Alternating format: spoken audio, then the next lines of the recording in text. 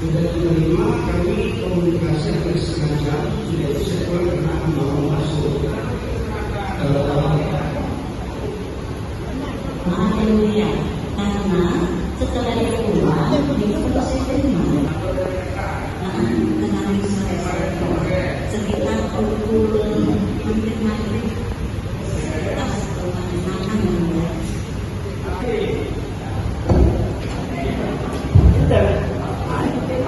barangkali dari hasil evaluasi kami selama sidang tadi ada yang perlu dinetralisir dalam hal tanggapan-tanggapan yang diajukan oleh JPU itu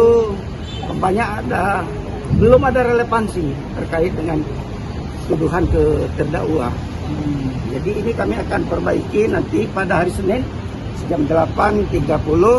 Insya Allah mudah-mudahan kami setelah dapat. Oh boleh. Salah satunya katanya saya mau memperkaya diri sendiri. Kedua, saya tidak membuatkan SPJ. Nah, itu saya merasa keberatan. Karena SPJ TW2 itu sudah ada di dinas. Dan mau saya minta tapi dia tidak memberikan. Makanya salah satu guru saya mencuri, istilahnya ya, mengambil secepatnya untuk fotokopi untuk arsip kita. Dinas mana Bu maksudnya? Dinas Pendidikan Kota Palembang yang ditahan oleh Sepri. Oke, saat itu kepala dinasnya siapa ya, Bu ya? Julianto. Julianto. Oke, Pak.